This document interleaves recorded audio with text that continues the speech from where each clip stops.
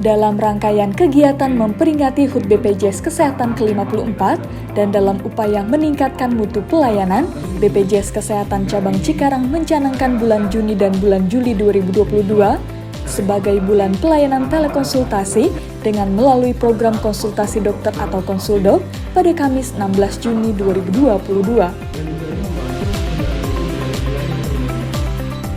Program Konsuldok sendiri merupakan pelayanan yang disediakan oleh BPJS Kesehatan Cabang Cikarang dalam memberikan pelayanan kontak tidak langsung melalui sistem informasi dengan tujuan meningkatkan pelayanan kesehatan FKTP kepada peserta dan juga sebagai sarana pemantauan riwayat kesehatan peserta BPJS secara kontak tidak langsung, khususnya di masa pandemi COVID-19.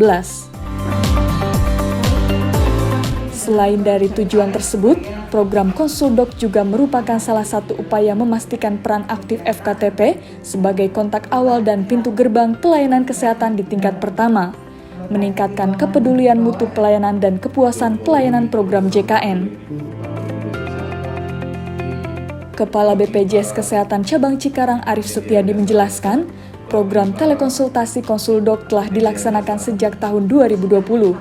Sedangkan peluncuran program tersebut diluncurkan langsung oleh Presiden Joko Widodo bersama Direksi BPJS Kesehatan di Kota Bau-Bau, Sulawesi Tenggara pada 13 Juni 2022.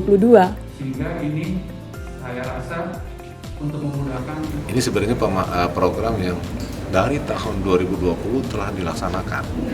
Telekonsultasi itu telah dilaksanakan dari tahun 2020 dan sangat bermanfaat pada saat pandemi COVID-19 yang terjadi 2 tahun belakangan ini. Sangat bermanfaat dan untuk meminimalisir penyebaran. Itu pertama. Yang kedua, untuk pelayanan kesehatan tertuang dalam perjanjian kerjasama antara BPJS Kesehatan dengan FKTP.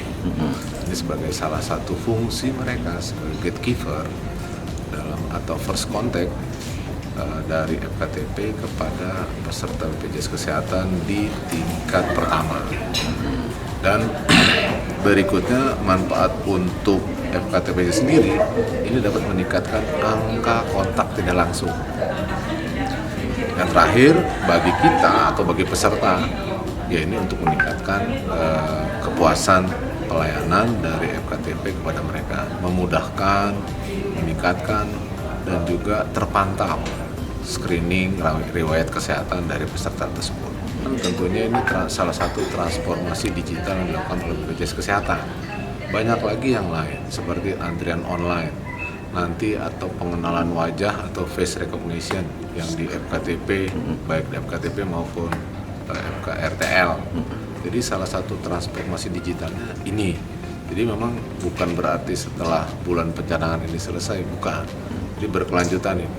Dan tadi saya sampaikan bahwa ini dapat meningkatkan dari semua pihak. Dari BPJS kita punya data, dari FKTP itu meningkatkan angka kontak tidak langsung, dari peserta kemudahan dia untuk mengakses layanan dan berkonsultasi dengan dokter. Sudah dijelaskan terkait dengan pelayanannya di tingkat pertama. Tentunya di situ ada dokter gigi, ada bidan, ada perawat. Intinya tenaga kesehatan di FKTP.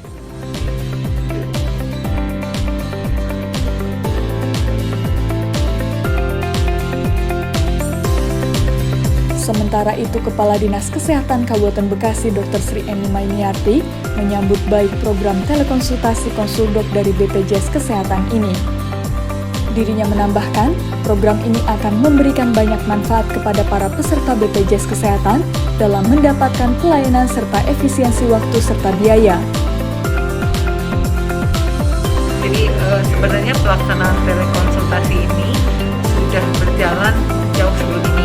Jadi dulu namanya ada telemedicine, telekonsultasi ini.